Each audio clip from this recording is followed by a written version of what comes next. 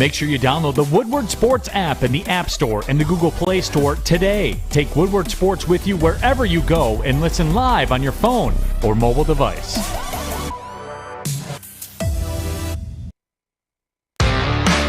Good morning, everybody. Happy Friday. Thanks so much for tuning in right here on the Morning Woodward Show, featured on the Roar, 93.5 FM, 99.1 FM, and 94.7 HD2. It's Friday, you guys. The weekend is upon us. You just got to make it through today. So let's get right into it. Pistons took on the Suns last night. Thanks to the Pistons, the Suns have won a franchise record 18th consecutive game. They topped the Pistons 114-103. Despite the score, though, the second half was actually one of Detroit's better efforts of the entire season thus far. The Pistons outscored the Suns 30-18 in the third quarter, and Jeremy Grant led the team last night with 34 points and 6 rebounds. But Jeff, give it to me. What do you think about this Pistons team, and what did you think about last night? Well, the difference between the two teams last night, being the Phoenix Suns shot nearly 55% from the floor, and this is the best team in basketball. Winners of 18 straight. They just beat the Warriors. Did a good job defending Steph. So this team is a legit finals contender. When I was measuring the Pistons tonight, I was very excited. Or last night, I was watching.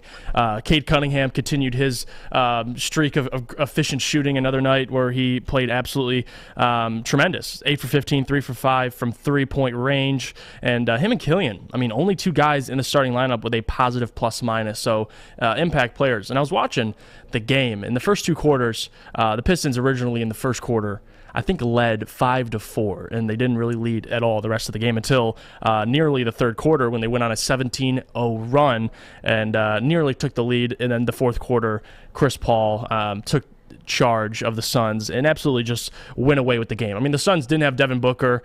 We knew they'd be missing some firepower, but this Suns team is a different animal. Defensively, they were able to take control of the Pistons. Jeremy Grant at 35 points, yes, he did play well, was minus 10. So it's even though I do, it was entertaining to see Jeremy Grant last night. It didn't have a whole lot of effect on the game. It did cut it close sometimes when he did make some nice three-point baskets, especially to cut the lead to about 5, I believe. But Isaiah Stewart, Cade Cunningham, the guys are all playing well. Sadiq Bey still in that shooting slump, which I'm hoping, somewhere in the season the guy starts hitting shots because it's something mental, obviously, because physically he's there, defensively he's there.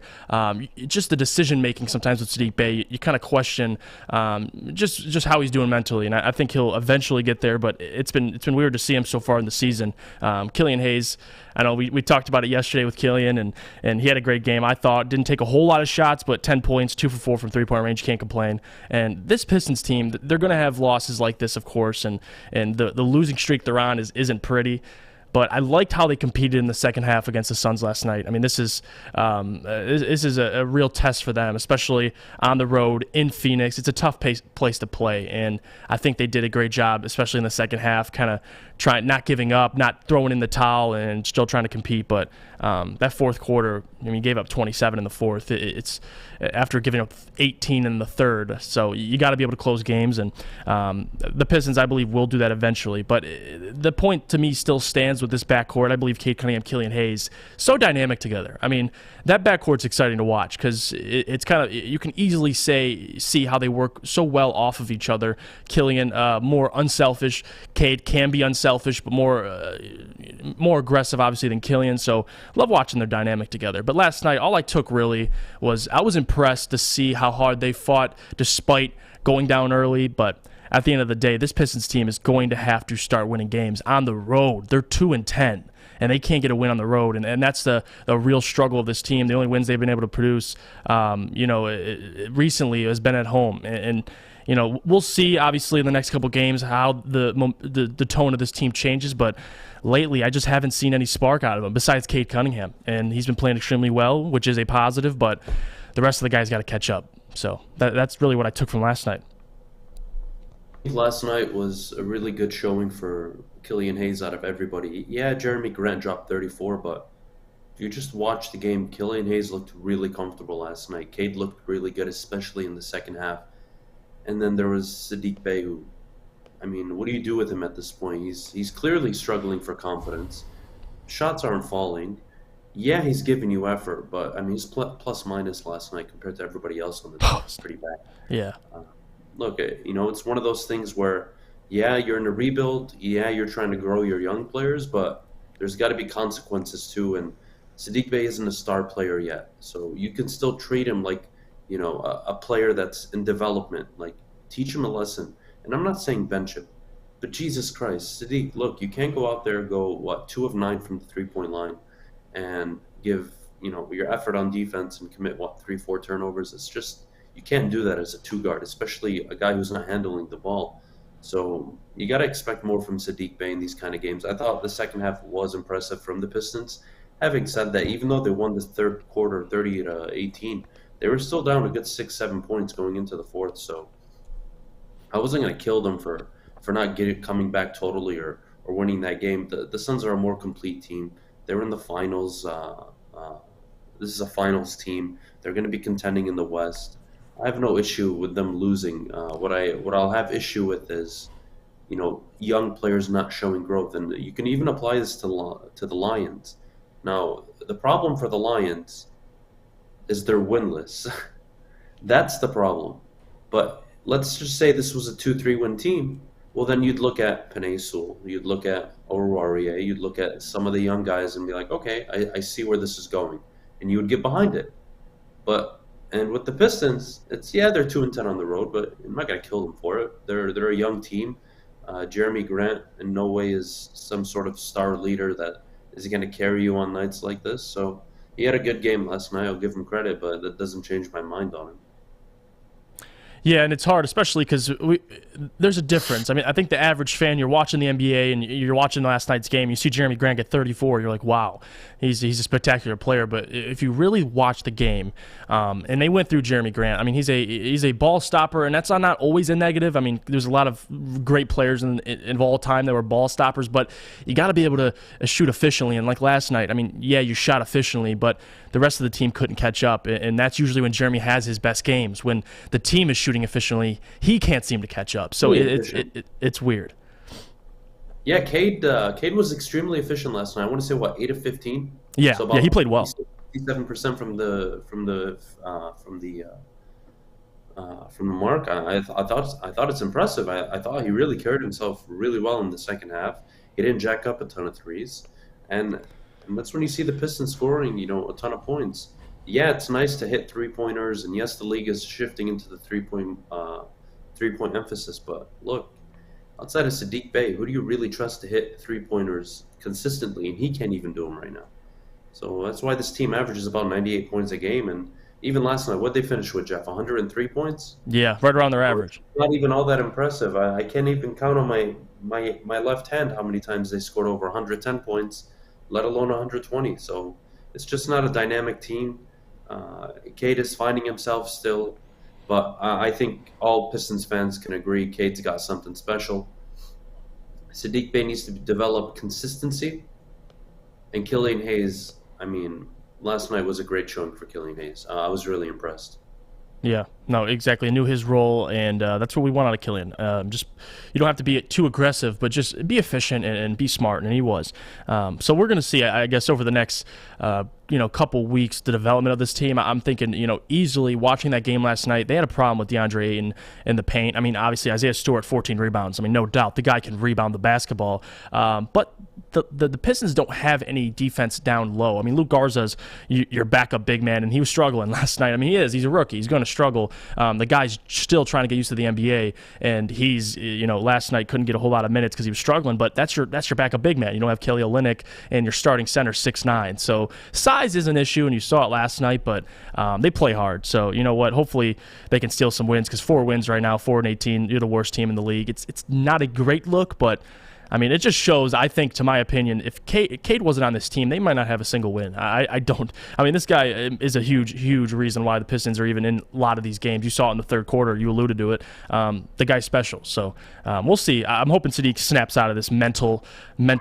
fortitude he's in. He can overcome it, and I think he will. But, guy's got to get benched or something. Just show light a spark under Sadiq Bey. I think that would be my preference. If you bench him for a game or give him cut his minutes, he's going to know. And mentally, if you're giving him 30 minutes and he's going to continue to shoot inefficiently, it's only going to hurt your team. So we'll see what Dwayne Casey does. But as of right now, it's amazing to watch Cade Cunningham. That's what I took out of last night. I think they just should start playing that song Kool-Aid wrote before in the locker room, that A Bay Bay. That'll get him going. No problem. But I'm glad we brought up Killian Hayes, because that means we have to revisit what Westy said. Westy, your G League comment once again, please. I said that they should consider... Put the camera on you! Hold on. I can't hold on. It's not here. Consider sending him down to the G League. I like the added consider, though. I really do, because it was in the beginning. Yes, like for development reasons, you're concerned, but the guy's only going to get better if he plays NBA basketball, and you saw it against the best team in the league last night. Didn't play too bad. So hey, listen, the Pistons are technically a G League team this year anyway. So let the guy just play on the Pistons, and we'll figure it out. He'll learn. All right, speaking of the best team, we know the best team when it comes to heating and cooling. That's Northwestern Tech. Yeah, Northwestern Tech, obviously, Killian does not need to go here. He's been playing well. But if you do know someone who needs to go to a trade school, I have one for you. It's Northwestern Tech. You can start a new career in an industry that is always essential. It's the heating and cooling industry. You can learn more today by visiting northwesterntech.edu. Hi, I'm David Hall from Hall Financial. Did you know mortgage rates are still at generational lows? If you haven't refinanced your home loan yet, there's still time. Now is your second chance to refinance. You could lower your monthly payment, eliminate credit card debt, or even take cash out by using your home's equity. Call Hall Financial now to get started with your free 5-minute mortgage review. 866-CALL-HALL or chat with us online at callhallfirst.com.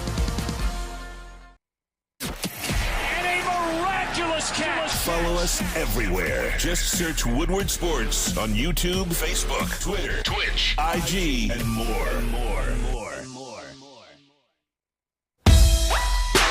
Welcome back, everyone. You're tuned into the Morning Woodward Show. Thanks so much for taking time out of your busy Friday morning to hang out with us. But I have to get into something. And I know Adam was probably just sobbing his eyes out last night because our dear friend Mike McCarthy was not at the Thursday night football game. He was on COVID protocol, so he did not get to see that fine specimen on the sidelines. I know he was really upset, but the Cowboys did win despite that, 27-17 against the Saints. Adam, actually, I'll start with you because I know you're really broken up about Mike McCarthy feeling unwell. Your thoughts on last night's game? I thought the Cowboys played a really good performance, and for everyone that says Travion Diggs is just a fraud or, analytically he's not the best cover corner, fine. I'll give you that. Dude makes plays. He just does. He just does. He's a ball hawk. I haven't seen somebody ball hawk at this high of a level. And we've seen it in bursts in the NFL since, Ed Reed and Polamalu retired. But I haven't seen a true ball hawk like Travion Diggs, and it's unbelievable. It really is. Micah Parsons, correct? Yes, correct. All right, thank God. I didn't want to mess that up. Kennedy would kill me. Micah Parsons, outside of Patrick Surtain, easily the top 2 defensive rookies so far to come out of the draft. He's playing at an unbelievable level. I believe he's at almost 10 sacks now. He plays pass coverage. He stops the run. He gets to the quarterback. He is a complete linebacker. Cowboys really stole him where they got him. Having said that, the Cowboys' offense didn't look all that dynamic. They really only put up 20 points on the board. The defense had a pick 6. Yes, the New Orleans D is, pretty solid, but, they just didn't look in rhythm. Amari Cooper didn't play the full game, so I kind of don't knock them there. Dalton Schultz, 5 catches, 43 yards in the first half, not a single catch in the second half. That's not a recipe for success either. I really think this was a game Dallas could have lost on another night, but it just so happened that Taysom Hill first start since last year to week 14. Yeah. So it's been a while for him. He hasn't thrown the ball 25, 30, 40 times in a game, and of course he was expected to do that against Dallas, and he threw 4 interceptions. The game wasn't close. Yes, they only lost by 10, but it was a pretty convincing game from Dallas, but it's hard to overcome turnovers, and the Saints were full of them last night. I expect Taysom Hill to recover, though, and play well. He looked good in moments, ran for over 100 yards, so that was interesting. But overall takeaway, Dallas, good win, good bounce-back win. I believe they're now 8-4 against the spread, or 9-3, one of the two. So they're a good team to bet on. Good job, Dallas. Yeah, when I was watching the game last night, watching this Dallas Cowboys team in years past, I mean, you hit it right on the head with the 2 rookies you just named. They didn't have this type of defense to at least make plays like this. I mean, it was tied 2017 for a long period of time, and then the Trayvon Diggs interception, like you said. They even had the pick 6 from the big fella, if I remember correctly. I want to make sure. Carlos Watkins, that was a beautiful pick when you saw it towards the end of the game. Defense made plays for him, and that's what really saved the Cowboys. I mean, to the Cowboys' credit, obviously, this is the first game they've played with everybody. I mean, I'm talking everybody, the entire offensive line, all receivers. Obviously, Dak Prescott being back this year, and then defensively, you having Lawrence back. So it was a you could talk about chemistry, but at the end of the day, I was actually shocked. CeeDee Lamb was the only guy really getting chunks of yards. I mean, that guy's different. If you watch CeeDee Lamb, he is so much fun to watch. But I will say this, defensively, the Dallas Cowboys, that's the key right now. I mean, you're going up against better teams.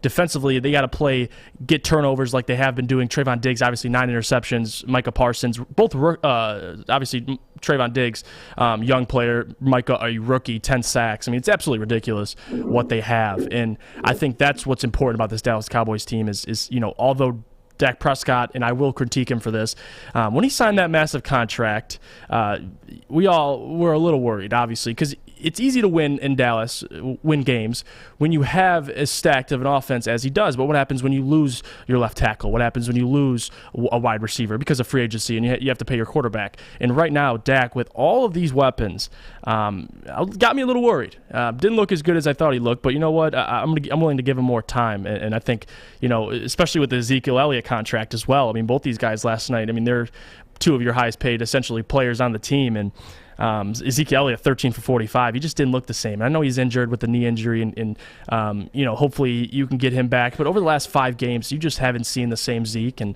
Tony Pollard's been big for him. So if they can get the run game going like they did last night and not necessarily force Dak to make all the plays, they have a chance to win. And, they did it last night against a very good defense. The secondary for the Saints played extremely well, I thought. Didn't give up too many big plays.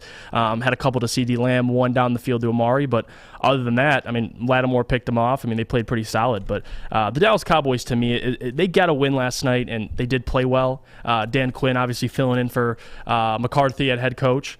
But to me, the defense is the difference for the Dallas Cowboys in their ability to just make plays. It kind of saved the offenses behind a little bit, and that was the difference last night. So the Cowboys got a win finally, 8-4 now after falling to 7-5. A little shaky for a lot of people, or 7-4, but we'll see. I'm still gonna stay on the Dallas Cowboys train. I think they're talented because I just believe in their defense so much, and both their coordinators, Kellen Moore, obviously Dan Quinn when he gets back to that coordinator position. I think they have a squad, but we'll see. A little worried though last night after having the whole team back, and you barely sneak by Taysom Hill, who's very rusty. I mean, you saw it last night. Just the only thing with Taysom Hill is his ball placement, and I think that speaks to just the rust, and hasn't played since last year. He's been dealing with injuries. So as Taysom Hill gets better, the Saints will get better. But last night, even him throwing 4 interceptions and playing as bad as he did, I mean, he ran for 100 yards, but they still were in that game up until the pick 6 at the end by Carlos Watkins. So it was a great Thursday night football game. Obviously, the Cowboys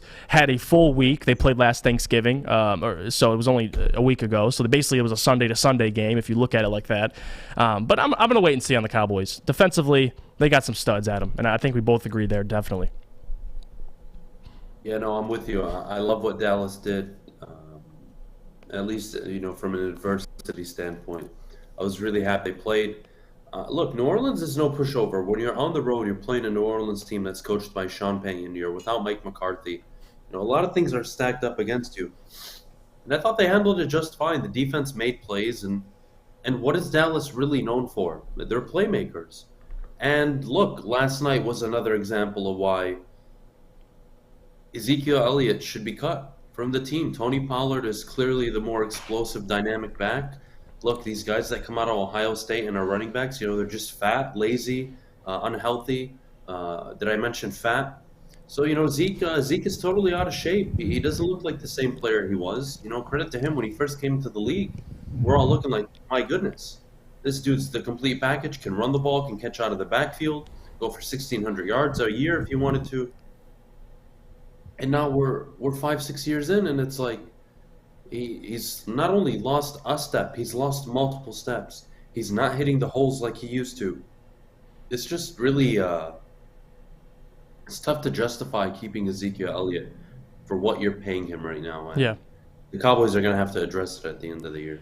That's what I was going to ask, actually. I think the Cowboys, and when I immediately saw Zeke signed that deal, he was in Cabo, he was working out the whole 9 yards. I think, in my opinion, the Cowboys, you essentially bought a car with already too many miles on it. And you saw the first couple of years of Zeke's career, magnificent. But the last 2 years have been down years, and it's been weird to see with Zeke. And to your point, Ohio State running backs, talk about the mileage coming out. Jonathan Taylor looks magnificent right now, but Zeke, in 5-6 years into his career, it's just weird to see. It is really weird. Last night, I don't think he's 100% healthy, but even when he's healthy, last year, just doesn't run the same. He just doesn't look the same when you're watching him on tape. So hopefully the Cowboys figured that out, because you're paying him, you're paying Amari, you're paying Lawrence, you're paying Dak.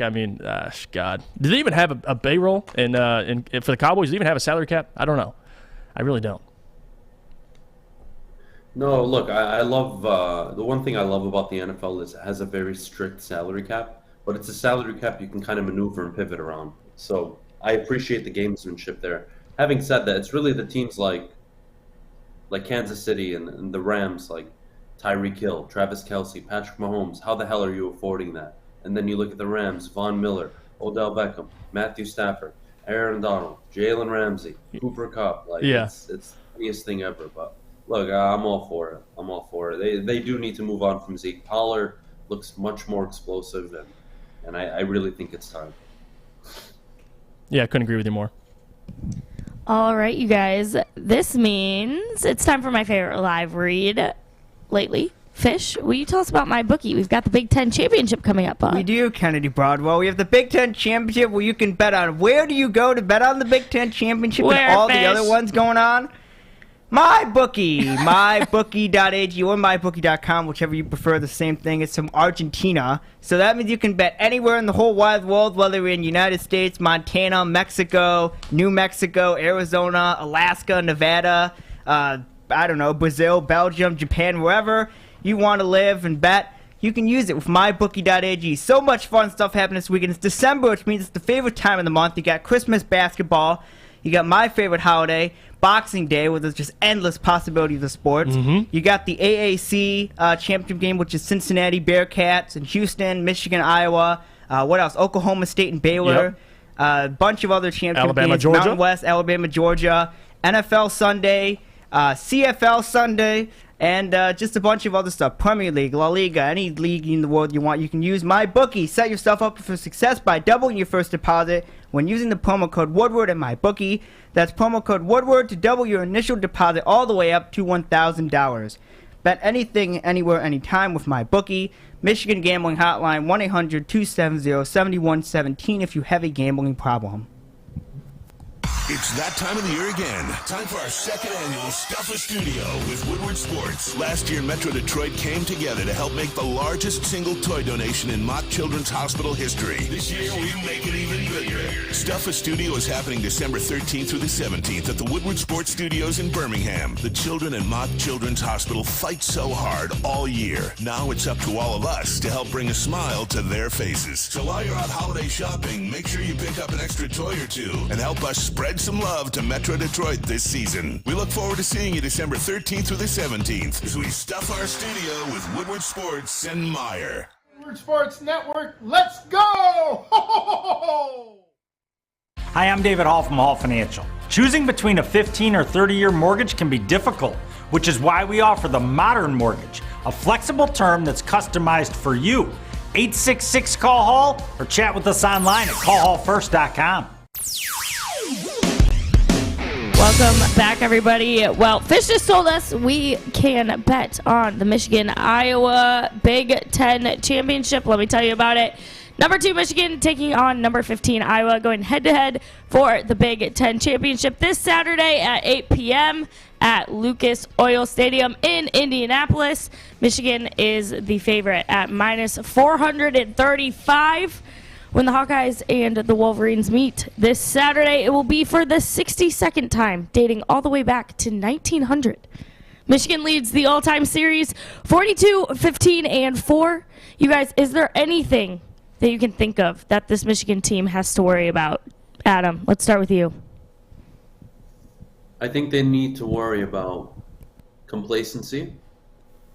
I think they need to worry about how they are going to keep the gas, their foot on the gas pedal. You need to come out and start the game quickly.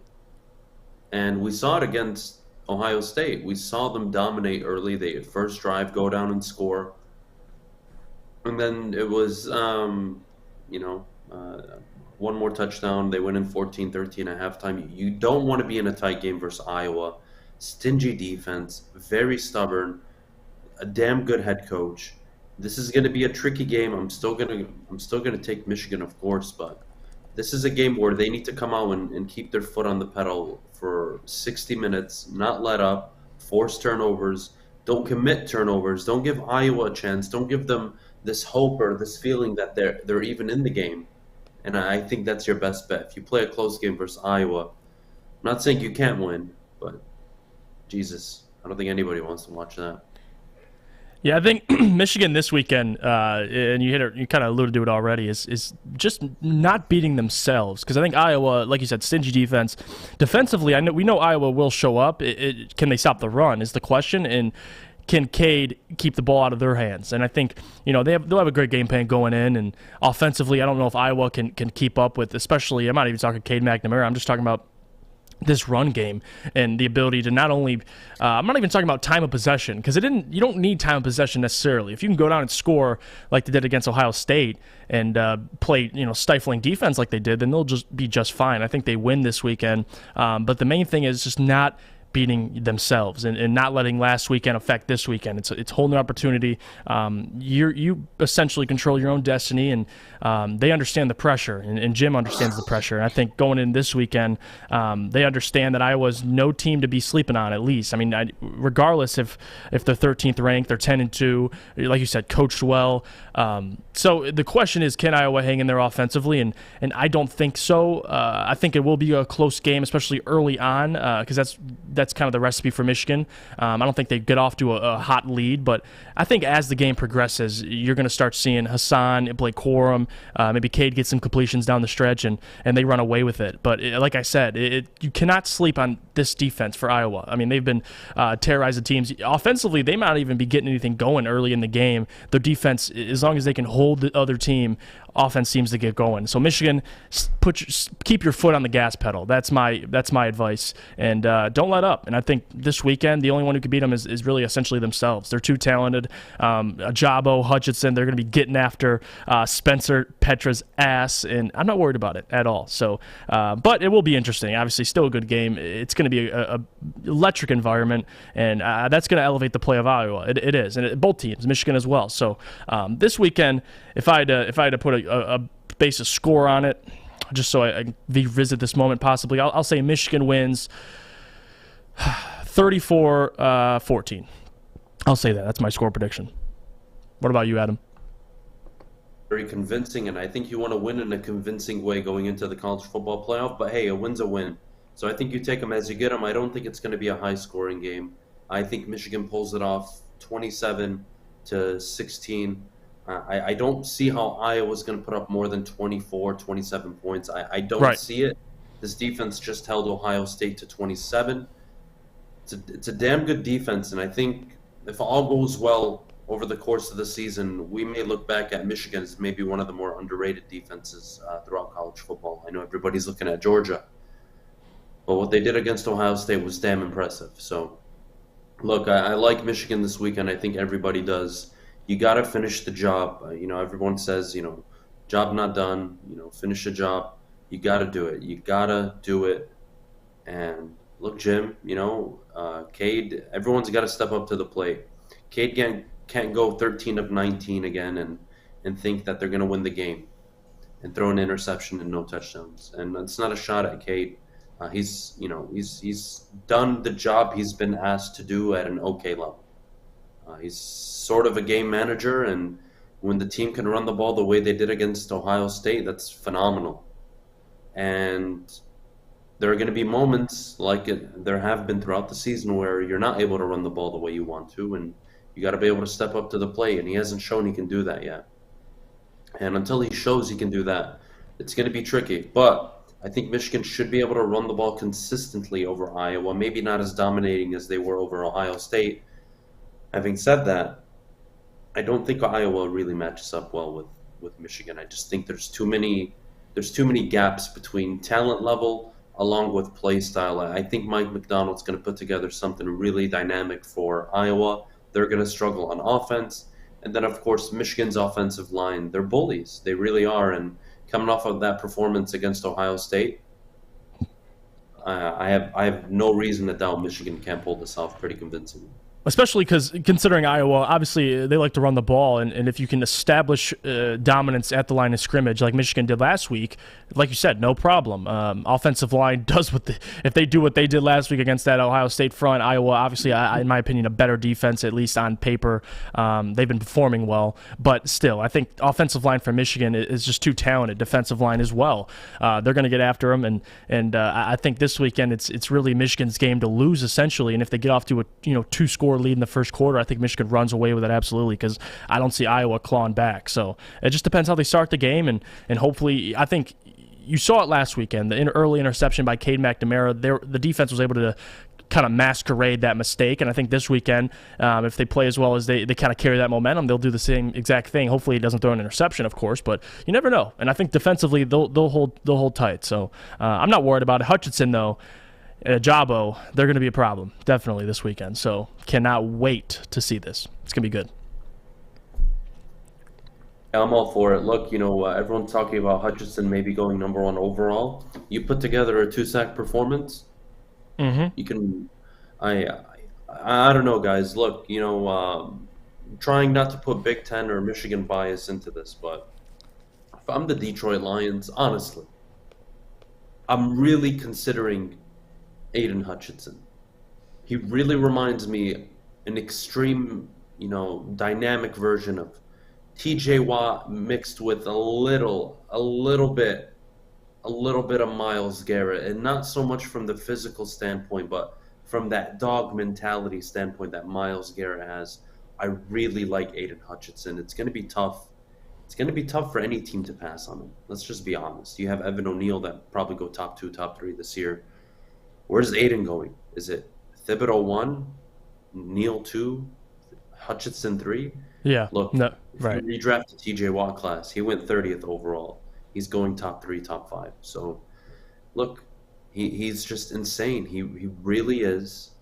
He's a great player. He's going to deliver on Sundays right away.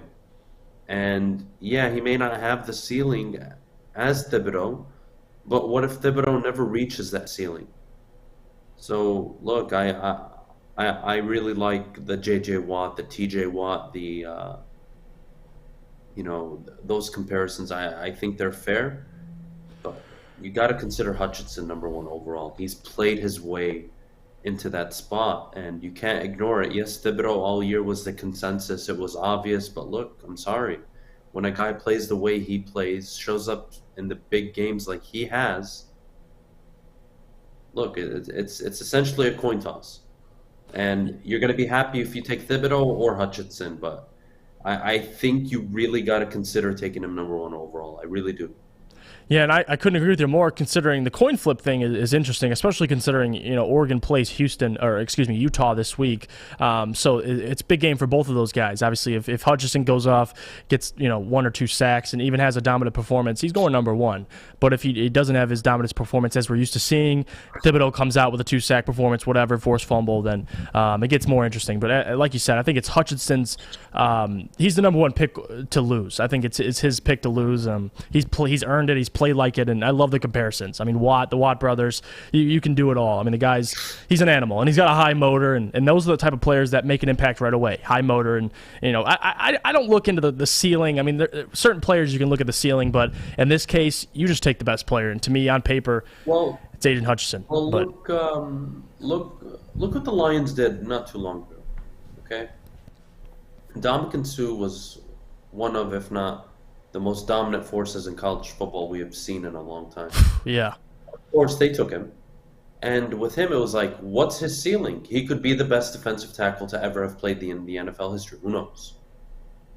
And he kind of showed glimpses early on, but, his behavior, his immaturity, it really affected his trajectory. And then, of course, he became a veteran. He grew up, and now he's one of the more consistently dominant, D tackles in the NFL. And he's a Super Bowl champion too. Now, having said that, do the Lions want to take a player that has high ceiling, or do you want to take a guy that's going to come on Sundays and give you anywhere from 10 to 12 sacks year one? And if you don't want to take either of them, is there a team that's willing to trade up to the number 1 overall pick, A, for Kayvon Thibodeau, B, for Aiden Hutchinson, or C, for a quarterback? And if there's somebody willing to make that trade out there, I think you trade back. And with I mean the Jets or the Giants, because they have 2 top 7 picks right now each. If you can trade back to 5, to 6, to 4, and you walk away with Aiden, Kyle Hamilton, I think you got something in a haul of draft picks. I like that a lot. I don't think it's realistic because the quarterback class isn't shaping up to be what it was last year. So I don't think the attention and the willingness to trade up is going to be there. But I think that's a conversation that you also need to have is, can we trade back? What can we get? And who's our backup option if we trade back? And Kyle Hamilton isn't a bad pick at 3, at 4, at 5. Maybe not at 3. It's a bit of a reach. But still, I think there's good players that are going to be available to the Detroit Lions. All right, Adam. Well, we talk a lot about, Harbaugh not usually making it to those big games. He's finally done it. He's going to Indianapolis. What do you need to see from him this weekend? I need to see Harbaugh just be himself, coach up the team, get them excited, ready to play football. I don't need to see anything special. His job's not on the line. He's proven that he can put together a consistent a winning football team. And people can knock him all he wants. He's had now 4 10-win seasons, his first 11-win season. Outside of the COVID year, his worst season was 9-3, if I recall. Yep. So, look, he's a damn good football coach. You want to see him beat Iowa. It's not an end-all, be-all. It'll just make the summer very difficult. Having said that, go out there, coach a good game. Mm-hmm. Don't be complacent. Beat Iowa, and the rest will take care of itself. All right, I like it. You guys, this weekend, U of M will be wearing Black O patches to honor Oxford. And remember, if you want to help Oxford and keeping these kids' legacies alive, if you can, please go to www.change.org and sign the petition to change Oxford football field as Tate Myre Stadium. We know this won't bring anybody back, but we can make sure that these victims are never forgotten. Just wanted to get in there before we go to break, which means we now need to hear about Guardian Alarm. Yeah, we talk about a good defense, and Guardian Alarm, they fit that mold. Guardian Alarm, they get it. Good defense on and off the field helps you feel secure. And like Michigan's defensive front, they're going to help you feel secure, or offensive line rather. They're going to help you feel secure. And it's state-of-the-art technology that helps you feel safe, all with 24/7 local monitoring. Guardian Alarm has convenient features that let you check in on your home. You can even control lights or temperatures and detect smoke or carbon monoxide. It will even let you lock and unlock your doors. Call 800-STAY-OUT today. That's 800-STAY-OUT Look today. out and stay out. You heard Fish. You better stay out. And Guardian Alarm has been trusted for over 90 years at keeping families safe. Stay out. Tony is a third-generation logger that has a simple, practical approach to life and work. That's why his Coast DX342 knife is perfect for him. The stainless steel blade is rust-resistant and made for all-weather use. And the double roll-lock safety ensures that it will never inadvertently close when he doesn't want it to. That's why Coast is trusted tough. Putting on a show here, and that's how you answer.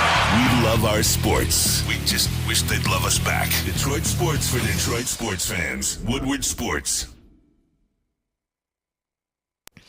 Welcome back, everyone. We're going to get into some Player of the Year talk. Alabama quarterback Bryce Young, Georgia defensive tackle Jordan Davis, Michigan defensive end Aiden Hutchinson, Pittsburgh QB Kenny Pickett, and Michigan State running back Kenneth Walker are the 5 finalists for the 2021 Walter Camp Player of the Year award.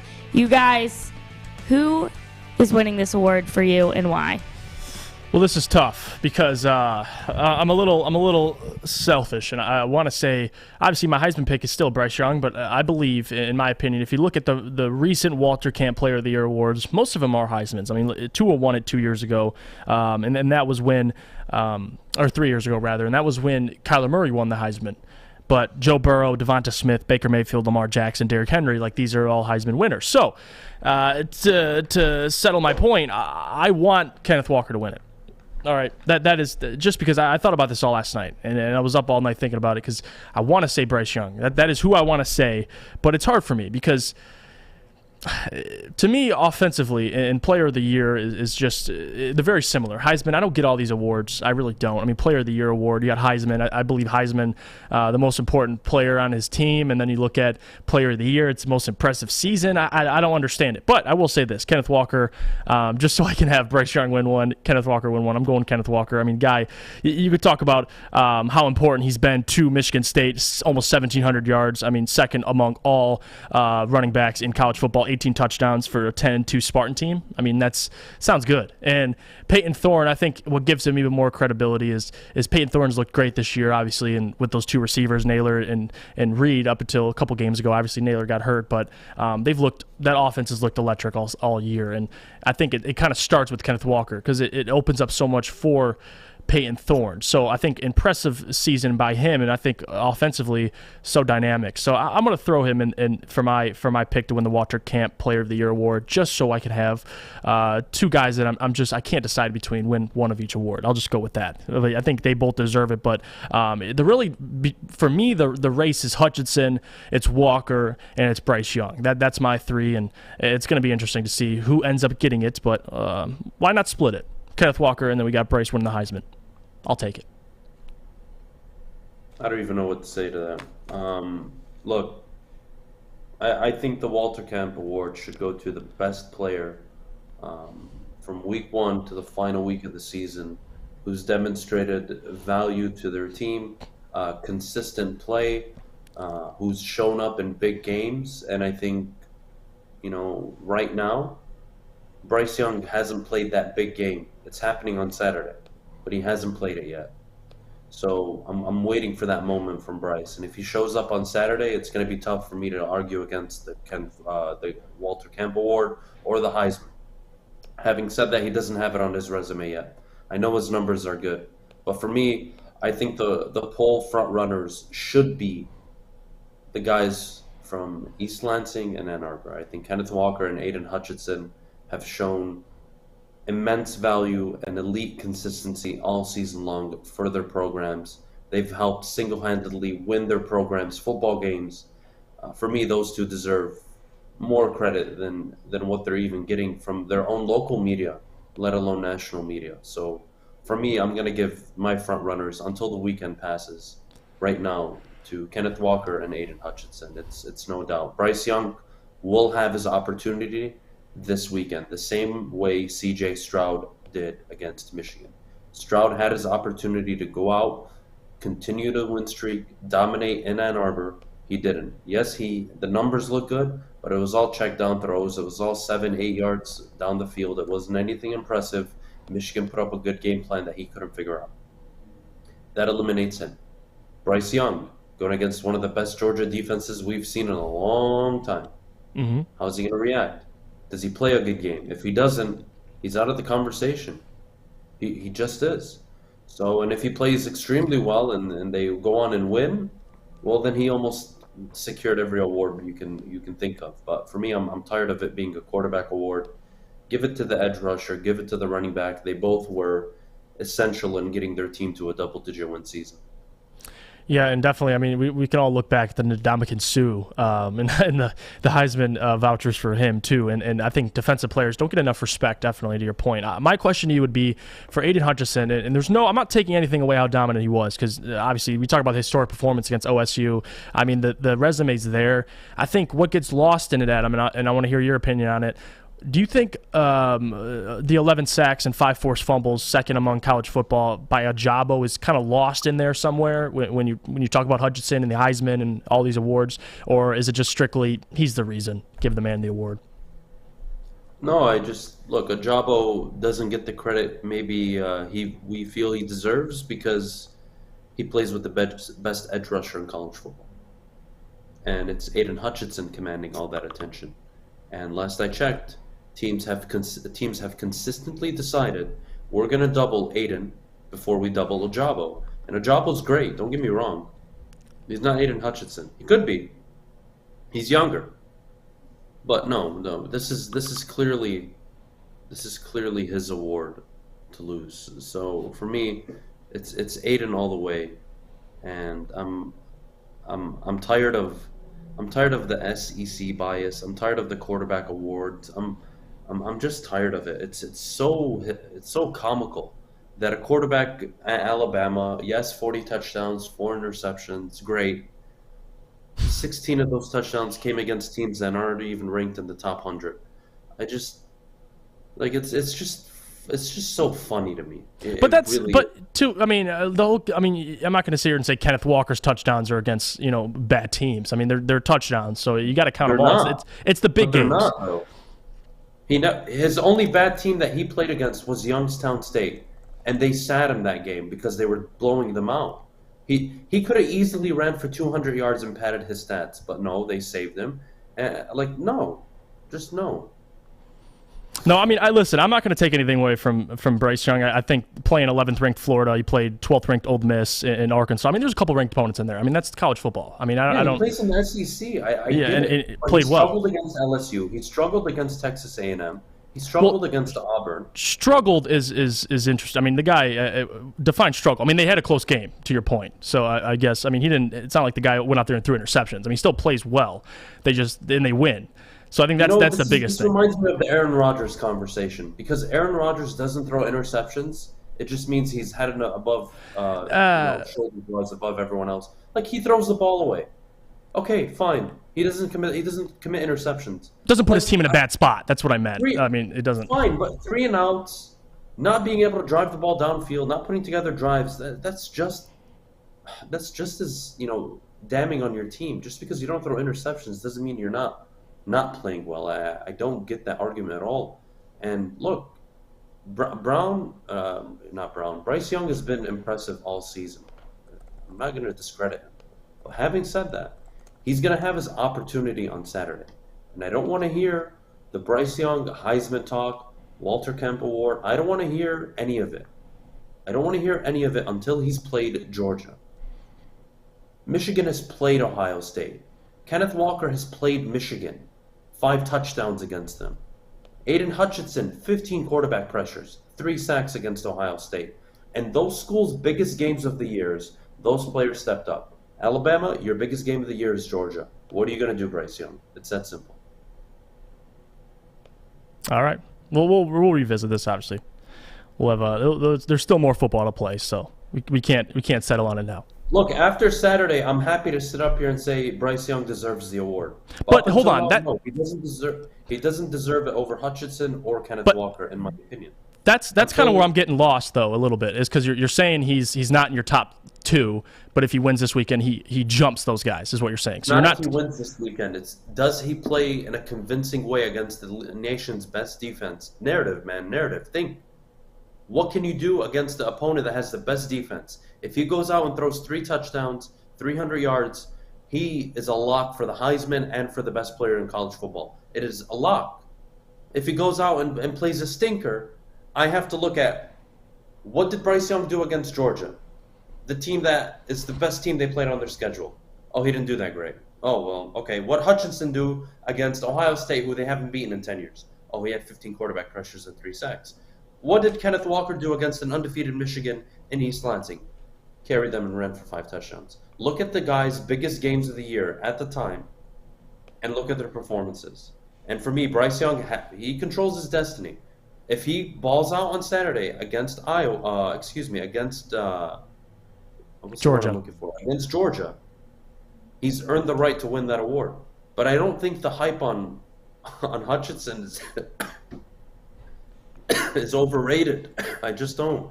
He is extremely dominant, and it's not even just the sacks. It is the quarterback pressures. He's always getting to the quarterbacks. The dude is getting blocked by tight ends. He's getting chipped. He's getting running backs assigned to him to help double. He's getting double teamed, triple teamed. It's no fluke. It really isn't.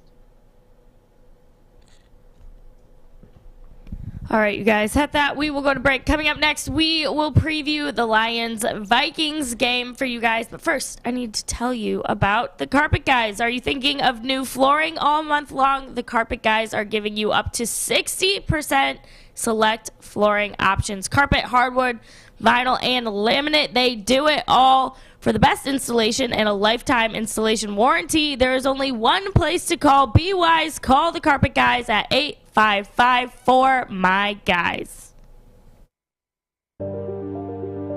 I'm looking to bring on another HVAC tech right now. We're recruiting 5 to 10 techs a month. We're looking to grow and expand. Every new tech we hire is from Northwestern Tech. The hands-on training is fantastic. They're always my first call. We love hiring Northwestern Tech grads. They come out trained and ready to work. Our program is only 10.5 months, and our next classes are starting soon. So why wait? I'm looking to hire a graduate of Northwestern Tech. Northwestern Tech. Northwestern Tech. Northwestern Tech. Your Detroit alternative to the normal sports blah, blah, blah. It's Woodward Sports. All right, you guys, another game to look forward to this weekend. The Lions taking on the Vikings right here in Detroit. Minnesota currently the favorite at minus 300, which, you know, is kind of brutal for it being a home game, but here we go. The Vikings, like Jeff mentioned yesterday, currently riddled with injuries. Dalvin Cook out with a shoulder injury. That's a big one. But you guys, fingers crossed for the Lions' first win of the season, but looking unlikely. Jeff, preview this game for me a little bit. What are your expectations? Well, the biggest difference between these two teams when I'm looking at them on statistically is definitely the offense. I mean, the Lions average 15.8 points a game, which leads them to 30th in the league. The Minnesota Vikings stand 25.5, which they're tied, and they're a top 10 offense. So the difference this game, and listen, I don't know if the Lions are going to win. I don't think they will, but it's what can they do offensively. And I sound like a broken record saying this, but they're not going to have DeAndre Swift. They're missing their most explosive playmaker that doesn't rely on the quarterback. TJ Hawkinson, of course, relies on Jared Goff. So that's what's important to me is what can they do offensively. And you obviously have Dan Campbell calling plays.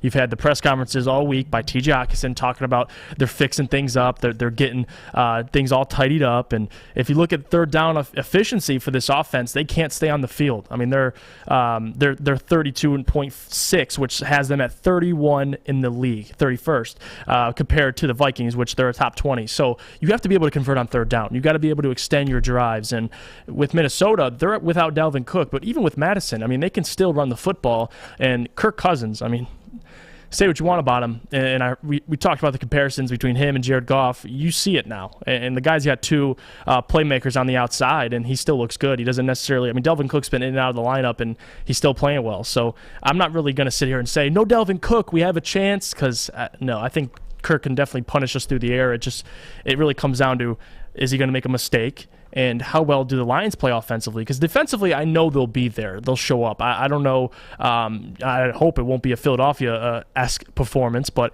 I think defensively they've been on a streak of just showing up every week. I think they'll continue to do that. You're getting Iffy back this week, so he'll get some reps, but it's really, to me, it's the offense. That's the difference, because this team, both of them are tied 18th in total takeaways, so it's not really about forcing turnovers. It's just, what can you do offensively? Every game Minnesota's been in this season, they've been in. Even the ones they've lost, it's usually by a score, by a field goal, by a game-winning field goal. So they just haven't gotten lucky. And this is a good NFC North matchup. I think Minnesota is way better than their record shows, and you'll see it this weekend. Even without Dalvin Cook, the Lions got their hands full. That secondary, Amani Oruwariye is probably going to be on Justin Jefferson, and similarly to the first game they played, they're going to have to watch single coverage on them. I mean, they went through this last game they played, and Justin Jefferson tore us up. So they got to be mindful of that and watch, just relying on single coverage against Justin Jefferson. The guy's explosive. But this weekend, I'm just going to sit back as a Lions fan, and I'm not going to have expectations. I'm just going to wait, and I'm going to really look at this offense, because that's what I'm really looking forward to growing and getting better week by week, watching Penei Sewell, watching T.J. Hutchinson and all these guys and all the young receivers, because defensively, you know what they are. I mean, they're overachieving, they play hard, and they're going to compete every week. So I'm not going to fault the defense too much. This weekend, it's all about the offense, because we're now 3 weeks in on Dan Campbell calling plays, and we need more. We got to see more. So that's all I'm looking for this weekend. Watch the offense. T.J. Hawkinson's had 9 catches in his last 3 games. This is next level play calling from Dan Campbell. I find it amusing that he truly believes the best thing for the team right now is that a guy who's never put together game plans, never schemed up against defenses, feels that it's the best thing for the team if he's the one doing it and he's the one calling plays. And he says it's not about me, it's not about my ego. And I don't want to call him a liar. Dan Campbell's a great dude. But he's probably the dumbest thing he said, and he said a lot of dumb shit so far. So I don't get it.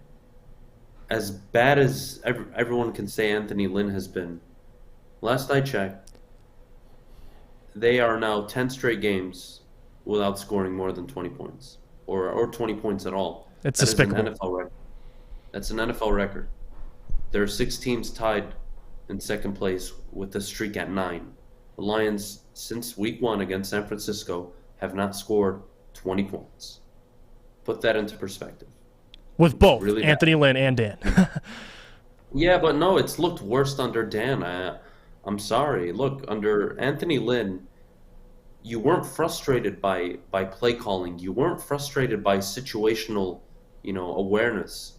With Anthony Lynn, it was just an execution issue, which, again, you can point to talent, you can point to, be my guest, but you guys can blame Jared Goff all you want. Jared Goff, against Chicago, was 5 of 8 on throws more than 8 yards down the field for 87 yards and 2 touchdowns. Is that a play calling problem, or is that a Jared Goff problem? Because last I checked, against Chicago, he was throwing just fine. And over the course of the season, on passes more than 8 yards down the field, if you actually look at the numbers, he's doing a pretty good job. Yeah. He's actually doing a pretty I was damn there. good job. I was there, and I can attest to that, what you're saying. I can attest to it. I don't want to hear that Goff can't throw the ball. I'm sorry. I really am. He can throw the ball. He was injured against Pittsburgh. He was injured against what was the team prior to Pittsburgh or after Pittsburgh? Somebody help me. It was Thanksgiving. That was against the Bears, right? Oh, okay, so cool. So he was injured against Pittsburgh. Couldn't throw the ball. He should have played that game, but they decided to play him. Mm-hmm. You tied, and then he was healthy for Chicago. And look, he threw the ball downfield to Reynolds just fine. He made plays. He threw the ball to Hawkinson. Everything worked out just fine. How about you become more aggressive in your play calling? How about you stop playing like chicken shits and actually go out and try to win a football game instead of trying not to lose it? How about reward your defense for allowing less than 20 points? 4 out of the last 6 games? Yep. I'm tired of the excuses we give. Goff is just fine. He really is. Now, I'm not saying he's the franchise quarterback. Hell, I want him gone, believe me, after next year. But don't sit here and tell me it's all on Jared Goff. The wide receivers, the tight ends, the running backs, the O-line, it's available. And don't tell me that, oh, well, their wide receivers suck. The Raiders, who do they have? Hunter Renfrow and Zay Jones? Who do the Texans have? Oh, Brandon Cooks? Who's washed up and old? That's your number one? There are teams in the NFL with just as bad of a wide receiver core. The Jets are riding Elijah Moore's coattails. Jared Goff can throw the ball downfield. It's not a can he throw the ball downfield conversation. He can get more aggressive, and if he's making mistakes and it costs you games, that's fine. But damn it, don't sit there and only score 13, 14 points a game because you're playing like a bunch of pussies. I'm sick of it. Yeah, that's really what it comes down to is what they do offensively. And I want to correct what I said earlier. After the tie against Pittsburgh, they played the Browns. They lost 13-10, so that was what you were alluding to. And then now 16-14 on Thanksgiving against the Bears. So offensively, it's definitely looked worse. And if you look at it, I mean, it's not good to begin with, but with Anthony Lynn. But I get what you're saying. There was less mental mistakes from the coaching point of. I mean, there was mistakes obviously in the game that you'd question Dan Campbell's decisions, but on the just strictly offensively, there wasn't as many running on 3rd and 30s. I mean, you get what I'm saying. Just the bonehead decisions. That's really what we're looking for this weekend. Jeff, you're losing football games because of coaching decisions. I know. All I hear is Jared Goff sucks. He was 21 of 24, and all the times that he threw the ball downfield, the Lions looked like a threat. They looked like a threat when he was throwing the ball downfield against Pittsburgh, against Cleveland. Mm-hmm. They actually looked like a competent offense that could put up 21, 24, 27 points. Right. I'm so tired of the propaganda excuses from Detroit Lions fans that it's just Jared Goff. The fuck? Have you been watching the football games? Like, they actually can throw the ball downfield when they get the run game going. They actually have something. The problem is they don't go to it enough. And the problem is, in late game situations, the coaches are choking on themselves. It's unbelievable. Yeah, like I was watching when I was in person on Thanksgiving. I remember watching, and it was the drive where they threw the touchdown to Josh Reynolds. And the first 3 plays of the drive were dump-offs to DeAndre Swift in the backfield. I think 3 consecutive times they were all dump-offs. And I remember sitting there thinking to myself, why? And then you saw the Josh Reynolds beautiful throw by Jared Goff, and then you saw the T.J. Hockenson touchdown, and they just kept the running on 3rd and longs. It got worse and worse. So just witnessing it in person is a whole other experience. You get more frustrated because the 3rd and 32 call wasn't atrocious because, quote unquote, there's no play for 3rd and 32. No shit, dumbasses. But you could have, with a 10-yard throw, 12-yard throw, you could have been in field goal position. 100%. And you run the draw that gets you 1 yard. That is what drives me insane. I understand this team isn't the most talented. I'm not slating them just because they're 0-10-1. But you can't call back-to-back timeouts. Because the coaches can't get out of their own ways. They can't get out of their own way. And that is more frustrating to watch than anything else. And you want to talk to me about, Dan Campbell needs time. Whatever. That's fine. Believe me, I am extremely excited for the upcoming draft. I really am. But don't sit here and tell me that there's not more unqualified coaches that don't have an NFL job that couldn't have taken this job and won probably 2 or 3 more games than this guy has done. And look, it's you guys can sit here and say, well, what's 2-3 wins? It's better than 0. Something to build off of. The Lions haven't won a game yet is extremely demoralizing to the rebuild. It has a severe effect. They can't go 0-16-1. People need to understand this. You can't go 0-16-1. It would be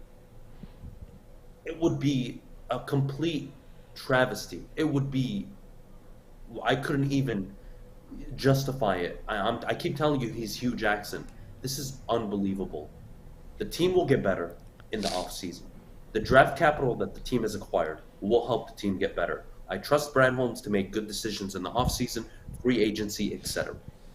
Having said that, I don't want to hear that this team can't throw the ball more than 5 times down the field. Or not even down the field, 8 yards more down the field. 8 or more yards downfield, that's all I'm asking for. How about you do that instead of 8 times? How about you do that 14, 15 times? And then we can put it together. I don't want to hear it. TJ Hawkinson's being underutilized. You're not getting him in motion. You're not getting him easy dink and dunk plays. You're not getting him involved enough. And I can't believe I'm sitting here 12 weeks into the year actually defending a guy that I absolutely hated when he came to Detroit, who was Jared Goff. But I'm not going to sit here and give it all on him. I'm sorry. It's not only Jared Goff. I'm sorry. Look, Brad Holmes, you can blame him for the wide receiving debacle in the offseason with the players he signed and then he had to release them. Tyrell Williams getting hurt. Whatever. But Jared Goff is not responsible for back-to-back timeouts. He's not responsible for those timeouts, for those late-game decisions, those late-game punts, those play callings. If Dan doesn't believe in his offense, he shouldn't be coaching. If I don't believe in my team and I show it, that is probably the most damning thing I've ever seen in my life. I don't care if you don't believe in your offense. You go out there and you put them in the best position to succeed. And the offense, since week 8, has been put in a position not to succeed. And that's the truth. Listen, you guys, I know where you can go to see if your friends have a better arm than Jared Goff, and that is Foaling Warehouse in Hamtramck, home of the original football bowling pin game called Foaling. Host your corporate party, team building event, or just come in with family and friends. There's 2 ways to play the $10 unlimited open play, where you can stay for the whole time that they are open that day, or you can reserve a private lane for $120 up to 10 people for 2 hours. They have over 100 beers, $2 mystery beer machine, and multiple full bars. You bring the food or have it delivered in. So come and get your foal on. Check it out at foalingwarehouse.com. Okay, you thirsty little spin goblins. I want you to pedal into the next dimension. Spin it! Spin! Spin! Uh-oh! Carmen's falling behind. Let's give her the hiss of shame. Spin! Spin! Spin till you bleed! Don't ride the bike of shame. Come to Planet Fitness and find your own lane with tons of equipment, free fitness training, and no hissing. Join today for just $10 a month. It's Adam, Jeff, and Kennedy. Mornings on the Woodward Sports Network. Oh, welcome back, everybody. We have to go around the NFL now, preview all of these fun games that are coming up this Sunday. I want to start with the GOAT, the Bucs, taking on the Falcons. Jeff, your thoughts? Well, listen, this weekend, the Falcons have been in some tough times. I mean, obviously, Arthur Smith, they're 5-6 in year one. Offensively, and Matt Ryan is probably on his way out in the next couple of years, so they're going to have to find a quarterback. But this week, looking at it, not big picture, but this weekend, the Buccaneers are going to come in and dominate. I mean, it is in Atlanta, but this is a tough matchup for even the Atlanta Falcons. I mean, you look at last weekend, Tom Brady is just special. I mean, the guy's clearly the GOAT. I mean, we can all acknowledge that. But last weekend, going down to the Colts and that defense and his performance, not even his performance, but also defensively, holding the Colts, holding them still while Tom Brady does this thing and they end up winning the game. It was actually spectacular. And this weekend, they're going to follow it up.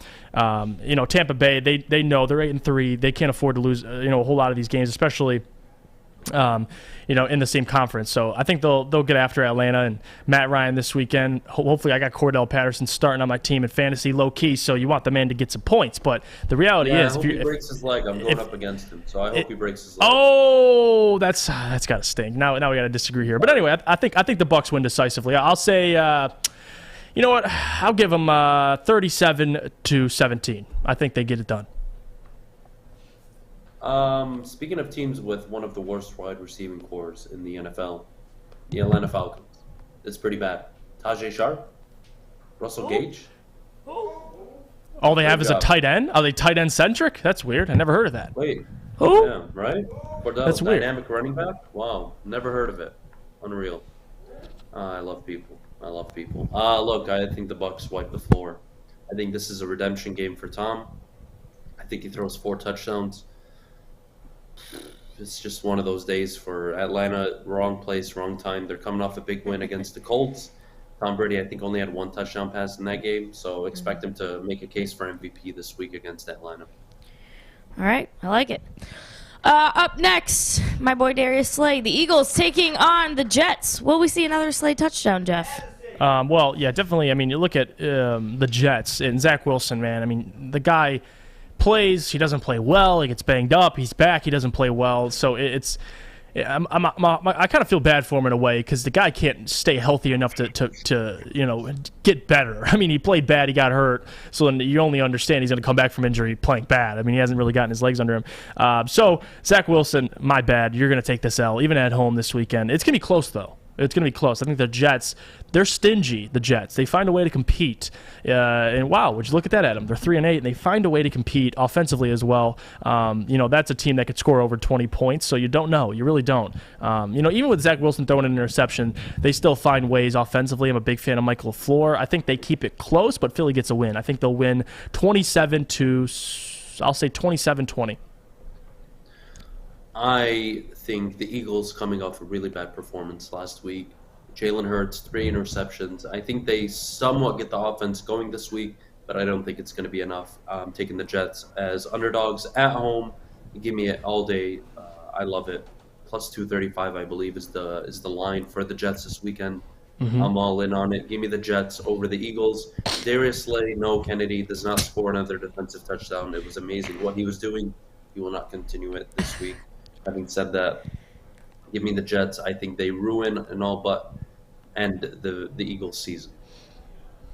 All right. Now we got to check in with all of our crush, Hollywood Herb, taking on Joe Burrow and the Bengals. What do you think about the Chargers and the Bengals, Jeff? I'm actually really excited for this. 2 quarterbacks, really future quarterbacks of this league. I mean, Justin Herbert, you talk about the 2 years he's had, and then compare him Joe Burrow, obviously year 1.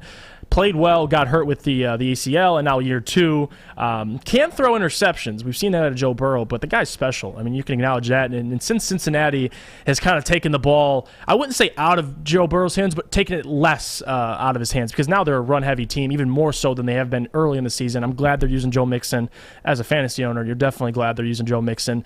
He's gotten nearly 30 carries a game, and if they stick to that and keep Joe Burrow and not so much a pass-heavy offense like they were early with Jamar Chase. You saw he was eating early in the season. It kind of changed their identity, and they've had success. So it just depends. I mean, I haven't really gotten a consistent Chargers team yet, and that's kind of what I've had a problem with.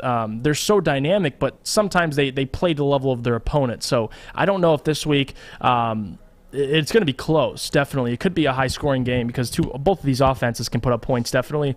I would say in Cincinnati, this is tough because Cincinnati's got to win in their division, and same with the Chargers. I mean, both these divisions are so close. Kansas City leads the Chargers by a little bit, and then in the Bengals side, you got the Ravens that are 8-3. So both teams have to win it. Both teams have the narrative. I'm going to go with the Chargers on the road. It's a win that, they're 6-5. They want to go to 7-5, and Cincinnati Bengals can afford right now to fall to 7-5, even though they must win this game. I think Eckler has a great performance. You got Keenan Allen, Mike Williams. We'll see, but I think I got the Chargers winning it. I'll say 34-27. I'll say they win it pretty close. Yeah, I'm going Chargers here. I just think this is a game that Cincinnati, unfortunately, have shown in the past that they lose. Chargers have been on a skid. This is a must-win, I want to say, for the Chargers if they really want to keep their playoff hopes alive. Cincinnati, look, they showed a side of themselves last week that I don't think anybody expected. Not only dominant on the defensive side of the ball, but they absolutely ran all over the Pittsburgh Steelers. Joe Mixon had a hell of a night. Look, if they go out and they're able to run the ball against, let's be honest, a run defense that hasn't shown up this year in the Los Angeles Chargers, I think it's going to be a closer game than people expect. I'm going to say 28-26. Chargers walk away on a late field goal. Ooh, definitely one of the games of the weekend, definitely. All right, next up, Washington football team taking on the Raiders. Adam, I'll let you start first with this one because I got a lot to say about the Raiders. Go on. Yeah, look, this feels like upset weekend again, in the NFL, I like Washington on the road as underdogs. I think it's, one, a fair line, and two, you want to talk about teams that just don't have anything going for them and they're somehow winning football games is beyond me. And that's the not Oakland, but the Las Vegas Raiders. An interim head coach who looks like he should be working at a meat shop. You have a quarterback who I like, but isn't, some tier 1 quarterback. No wide receivers. Darren Waller's out for the year. Josh Jacobs hasn't looked like himself all season. And the Raiders are winning football games. Blows my mind. I'm taking the Washington football team. Taylor Heineke, I think, has another good game. He's really justified him getting the starting nod. And I just think it's really good for Washington. Whether or not they want to go for a quarterback in the future is up to them. But the kid's proven he can be a quality backup and, a decent starter in the NFL. Reminds me of Teddy Bridgewater. Yeah, definitely, no doubt. Taylor Heineke, I mean, they're winners of 3 straight, and Washington has propelled themselves right back into that conversation. They're 5-6. You got Dallas 8-4, and that NFC East is close towards the bottom. I mean, the Giants, Eagles, and Washington are all 1 win from each other, and I think this weekend you kind of hit it right on the head. As much as the Las Vegas Raiders, they started hot. I mean, the AFC West, they're tied for second. It's the Chiefs at 7-4, and then you got the Chargers, the Raiders, and the Broncos at 6-5, and the anomaly between the 3 teams is going to be the Raiders and Broncos. They're going to fall out. It's just a matter of when. And I think we're going to start seeing the slippery slope for the Las Vegas Raiders this weekend. I think they drop and go to 6-6. The Washington football team defensively, they lost Chase Young, and they've been playing spectacular as of late. And you got to understand, Las Vegas is without Darren Waller again this week. And, Josh Jacobs is banged up. Derek Carr, I just love him as a quarterback. I mean, the guy, talk about just toughness, adversity. The guy without Darren Waller most of the year, a limited wide receiver core. I mean, he couldn't even have Antonio Brown for a season. The guy's been through a whole lot, and he's still playing well. So I think Derek Carr, they'll find a way to put up points, but at the end of the day, Washington has been playing hard, and even on the road, I think they get a win. I agree with you. I would say 20-17. I think they win by a field goal. All right, you guys. Next, what's coming out to shape up as a pretty big game here? Broncos-Chiefs. The Broncos obviously coming off a pretty big win against the Chargers. What are you thinking here, Jeff? Well, we talk about the AFC West. This is big, and the Kansas City Chiefs. This is your time to put your foot on your opponent's throat. And the Denver Broncos, who is trailing behind you a game, you cannot afford to tie the division with the Denver Broncos. And I would. This is a game I'll bet money on. It's in Kansas City, Arrowhead Stadium. It's a tough place to play, outdoor stadium, especially this time of year. Teddy Bridgewater, I'm questioning his health. And the fact of the matter is the Kansas City Chiefs, you could talk about their defense all you want. They show up the last couple weeks just because I think they understand the moment, and they understand the pressure and the expectation this team has. And Chris Jones isn't playing well the last couple games, and the secondary's really picked up their play. I think Kansas City gets his job done convincingly. The Denver Broncos defense, they played great, and I think they'll be able to get stops. But I don't have faith in the Denver Broncos offense to even compete with Kansas City. I would say Kansas City wins this thing 38-17 or 14. I don't even know if they'll get past 20 points. Denver. This is my blowout of the weekend. Tyreek Hill, book it now, will go for 200 yards receiving and 2 touchdowns. The Kansas City Chiefs win big 48-20. They're going to absolutely maul the Denver Broncos on Sunday. It's going to be a statement win for the Chiefs, and I'm all for it. All right, cool. Last game I want to get into, the 49ers taking on the Seahawks.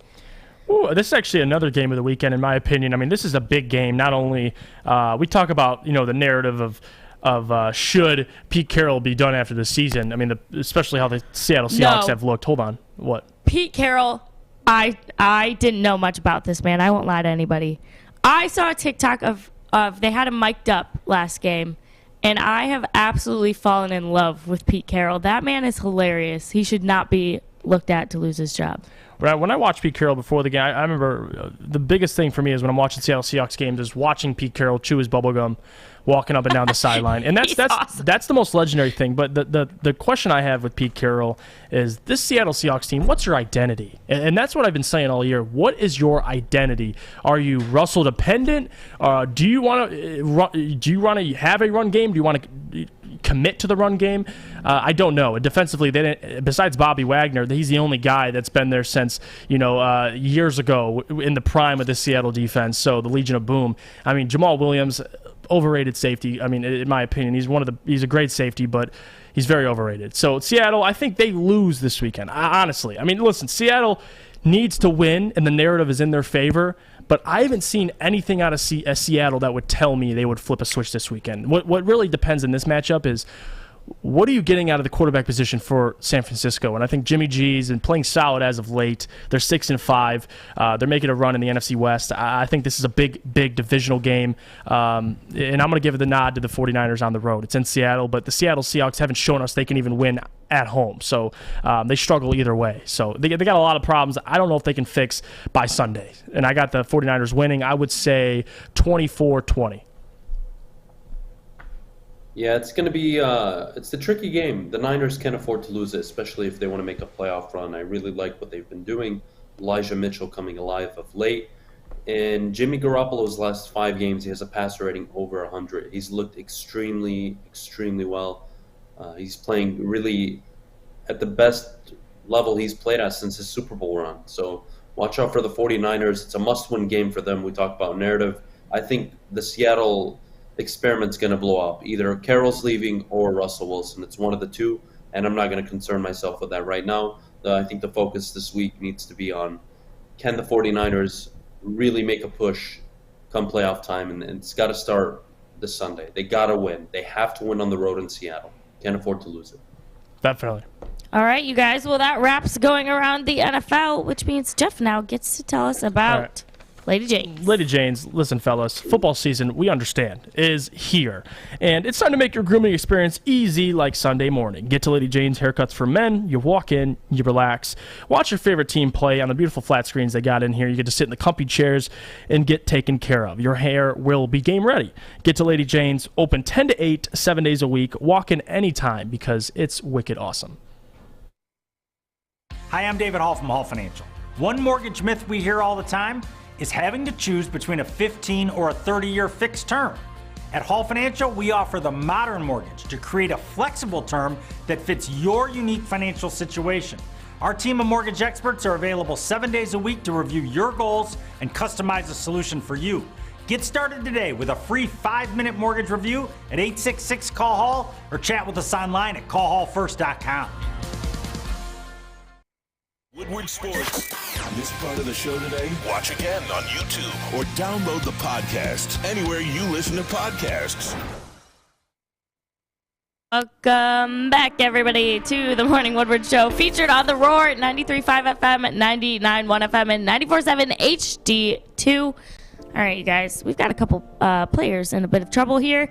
Antonio Brown and Mike Edwards have both been suspended because they lied about being vaccinated for COVID. We've got another Rodgers situation here.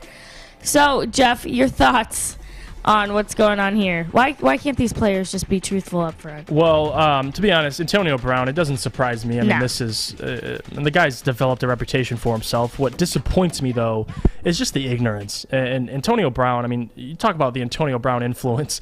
All of the players were Bucs players, and I'll read them off for you right now. It's Buccaneers backup safety Mike Edwards also got suspended.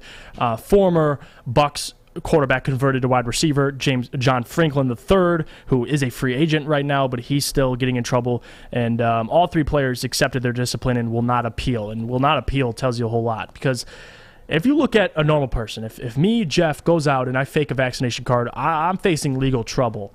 And if you look at it now, I don't know if it's the fact that they believe they're above everybody, which is definitely the case, but it's just ignorant. I mean, this is a time where everybody needs to come together and make sacrifices, and you see it. All quarterbacks in the league, I mean, in my opinion, should be vaccinated. I mean, you're the leader of the team, and that comes with a lot of responsibility. But even players, you know what's at stake. And Antonio Brown, he's not even a necessity for the Bucs. He's a luxury. So that's the good thing. They don't need Antonio Brown, but the disappointing thing is, what's the point? I mean, really. I mean, you fake a vaccination card. The truth is going to come out eventually, and it really just shows how idiotic the decision was to even go through with this. And now just there's not only the scrutiny, but I know people are trying to bring up Aaron Rodgers. Aaron Rodgers never faked a vaccination card. He just the league knew he was unvaccinated. What he said at the press conference is his own deal. I mean, this is a completely different story. Faking an actual vaccination card, which, I mean, we wouldn't have found out if it wasn't for Antonio Brown's chef, who he pissed off and came out and talked about how the wide receiver had obtained a fake COVID vaccination card over the summer. I mean, it's honestly disappointing to see. I mean, even from a sports fan, I mean, you understand that there's not everybody. I mean, look across the league. Kyrie Irving, there's guys that aren't about the vaccine. And Amari Cooper still hasn't gotten vaccinated, but to lie and to say you're vaccinated is the most ignorant thing, and to have a fake vaccination card that I honestly, that it doesn't sit well with me. And that's really what I took. I'm not surprised. It's Antonio Brown, the guy's reputation of doing idiotic things, and hopefully no other player does as stupid as a decision as these three did. So it's honestly depressing, but the league will take care of it. And 3-game suspension, I mean, it is what it is. You had to punish him, but in my opinion, if you were a normal person, Antonio, you'd be facing legal trouble. That's all I got to say. He's a fucking idiot. So, sorry, swear jar, but it was deserved. Yeah, he like, is. That's like all I can say. I don't know what you guys really want me to say here. He's just a fucking idiot. And oh, you too. And when, that's okay. I love you. You just can't do things like this. You really can't. It's just extremely irresponsible, unprofessional, and I thought it was hilarious when I first found out. I was like, so it wasn't true in the beginning when he was called out for it, and now it's true, and you know, I just had fun with it. It's just I don't care so much that they aren't vaccinated.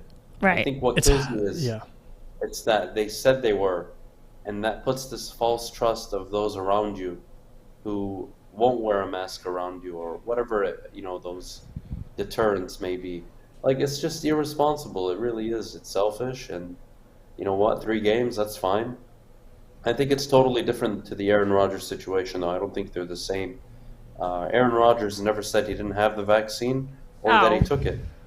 And he never showed a vaccination card that was fake. Right. What Aaron Rodgers did is he sat up there before the season started and said, I'm immunized. And nobody at that facility, reporting-wise, decided to ask a follow-up question saying, does that mean you're vaccinated? Nobody asked that question. Right. And because they didn't, and you have to remember, every team reports who's vaccinated and who isn't. So right. Everybody knew Aaron was not vaccinated. The only thing he did wrong was he broke COVID protocol at that Halloween party. Yep. Outside of that, Aaron Rodgers did nothing wrong. So yeah, it's totally different. It's not like Aaron sat up there and said, yeah, I'm vaccinated and here's my vaccine card and everyone should take it, and then he's like not the guy who took it. It's just not the case at all. And what really is sad is just to compare situations just around sports in general. Tyler Bertuzzi, like you look at Aaron Rodgers or anybody that's not vaccinated, Kyrie Irving, of course. It's not the fact that you're not vaccinated. That's not the issue, like you just said. It's the issue of being as ignorant as they were, and to say you're not vaccinated or to say you are vaccinated, go through the trouble of acquiring a fake vaccination card and repeatedly say, I think he did say, he had a statement before he was found guilty, and I thought this was the most idiotic thing I've ever heard. It was funny. He said, people in this, they find players guilty until innocent, or he goes, you're innocent until proven guilty, but you're guilty till you show innocence, because anything someone says, everyone's already magnifying it, and you come out and say anything, you just put yourself in deeper holes. Like the guy's already trying to walk backwards, and he's clearly made an idiotic mistake. And it's honestly, I can't say it enough. It's honestly not disappointing, because you expect it on Antonio Brown, but like the fact that someone would actually do this, I don't get it. What I'll never understand with people in a position like this is how they would ever jeopardize their income for such a minuscule problem, like such petty stuff. And with Antonio Brown, you're talking a guy that should be making $15-20 million a year, basically, because he's one of the best receivers in the NFL. But his off-the-field domestic issues, with his former wife, his antics getting out of the Raiders, him calling John Gruden and Mayock and saying, coach, I want to be here. They're all against me like a freaking lunatic. He goes on the TB12 plan.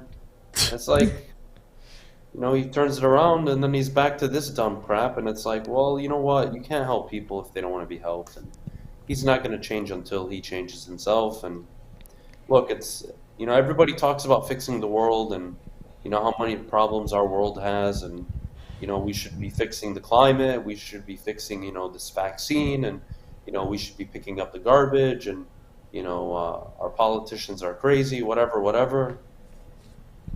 Like, it's more difficult. How about you, make your bed first? How about you get your shit together? Because I promise you, getting your own shit together is more difficult. And it just Screw you, Adam. I swear. It's more scary to try and figure your own stuff out than try to solve other problems. All right. I think people really, really, really need to understand that.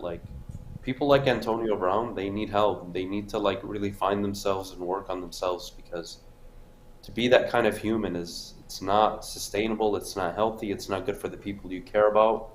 So, it's just that's kind of my advice for the day is going into the weekend. Take care of your own shit. If you want to get in shape, go get in shape. Stop making excuses. Go to hell, Adam. Shut up, fish. I can stay and swear as much as I want. All right. My show, damn it.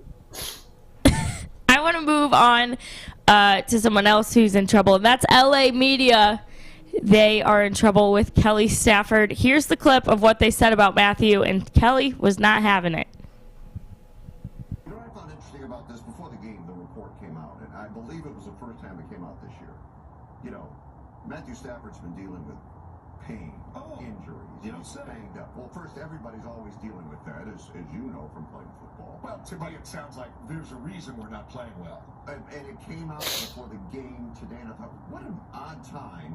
All of a sudden, after all of these weeks... Yeah, it's like losing the NBA Finals and then putting the wrist thing on. Right. For your interview. Oh, my wrist has been screwed up the whole time. Yeah, that kind of stuff, it doesn't go over well in football circles. I'm not saying the guy's not beat up, and maybe that's affecting the performance, but people saw the symptoms of what was wrong with the Rams. Yeah, Kelly was not having it. She posted that on her podcast Instagram and said, Frank and Peter immediately doing exactly what Matthew predicted the media would do, even when Matthew, the actual person being spoken about, told media he was absolutely fine, which was then reiterated on TV before the game started. This just tells me that Frank and Peter did zero homework and just want to talk even if they don't know what they're speaking about. But that's media these days. They just get the click, and no one actually holds anyone accountable if it's not actually factual. It obviously doesn't just happen in sports. Matthew is fine, like he said before the game. He doesn't want anyone making excuses. P.S. Frank and Peter aren't their real names, but their network doesn't care to get names right. Your thoughts? God dang it. You start, I love that Kelly's doing up for people. That's awesome. Look. To quote-unquote Frank and Peter's points, injury reports coming up before a game, especially when you're struggling, they're never a good thing. Even if it's true, it just sends the wrong message. Having said that, look, yes, everybody does play hurt. And I think there's a multitude of reasons why the Rams are struggling right now. And I don't think it's all on Stafford, but look, this is all funny to me. It really is. Kelly Stafford was never going to change going to LA. Stafford has looked, pretty good this year. The last 3 games he's looked pretty bad.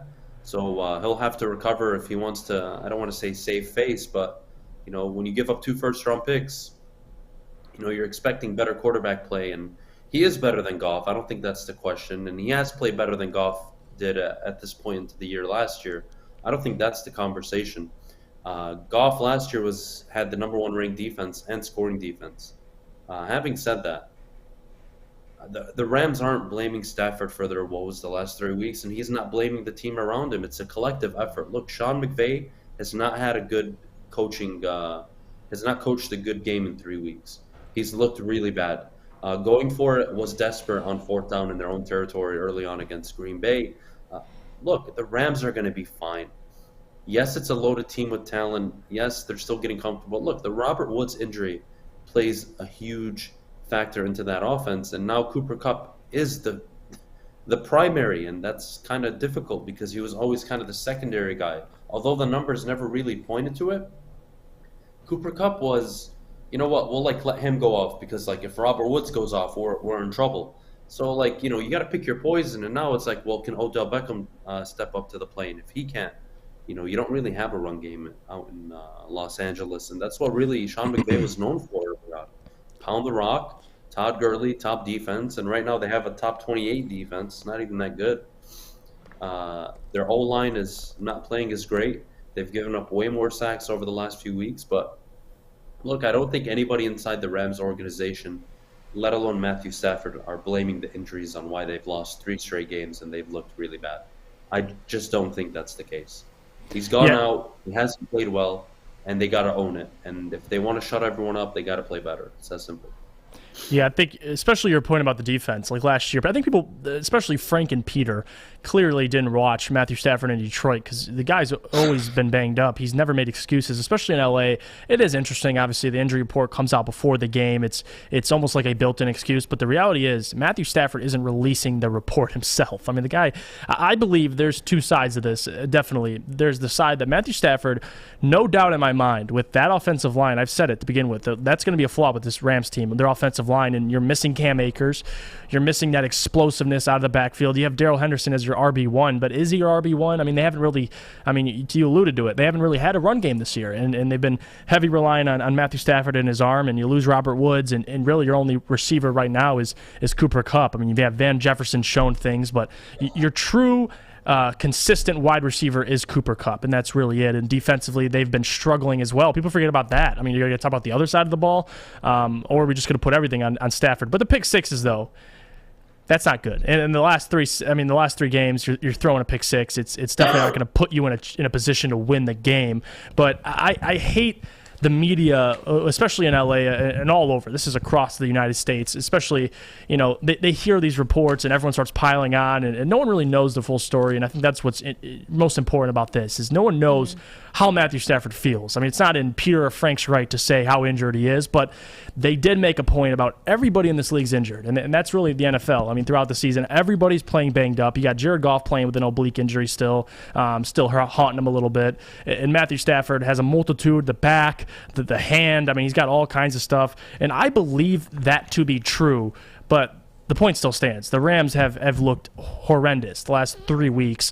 Ever since that convincing win against Houston, they've been on a downward spiral, and you got a chance this weekend to get right back on track against Jacksonville. So I'm going to wait and see. I'm not going to sit here and say he's making excuses or whatever. I mean, the Rams are going to be just fine. If they can get a win this weekend, I believe they face the Cardinals next, which is the real matchup. Get Kyler Murray back, and then we can really start seeing how this team, fends against good teams, especially in their own division. But right now, I'm not worried about it. The most important thing for the Rams right now is going to be getting the defense to play at a level that I think we're accustomed to. That's a good start. Mm-hmm. Number 2, Matthew Stafford needs to stop turning the football over. When they were 7-1, he had only had 4 interceptions at the time. They looked phenomenal, highest passer rating in the NFL, and since then we all know what's happened. He's really fallen apart. It's on Sean McVay. It's on Matthew Stafford in the offense. It's on the defense. It's a collective effort. They all need to get their stuff together. And if they can't, they're going to be out of the playoffs extremely quick. They need to show up against Jacksonville, play a complete game, and then go to Arizona and try and win that football game. And if they can do that, I can go back and say, all right, I'm going to take the Rams seriously again. Yeah. All right, you guys, we got to go to break. And according to Kelly, Peter and Frank, they need to chill out. And they could do that with some Gypsy vodka. It took exploring 50 different formulas and hosting countless taste tests, but we believe Gypsy is the best tasting, smoothest vodka on the market. Gypsy is gluten-free, corn distilled 6 times using artesian spring water. Ooh-wee. Support local guys here from Michigan. Try a bottle today. Ask for it by the name Gypsy. And as always, drink responsibly. Fellas, football season is here. It's time to make your grooming experience easy like Sunday morning. Get to Lady Jane's Haircuts for Men. Walk in, relax, watch your favorite team play, and before you know it, your hair will be game ready. Get to Lady Jane's, open 10 to 8, 7 days a week. Walk in anytime. It's wicked awesome.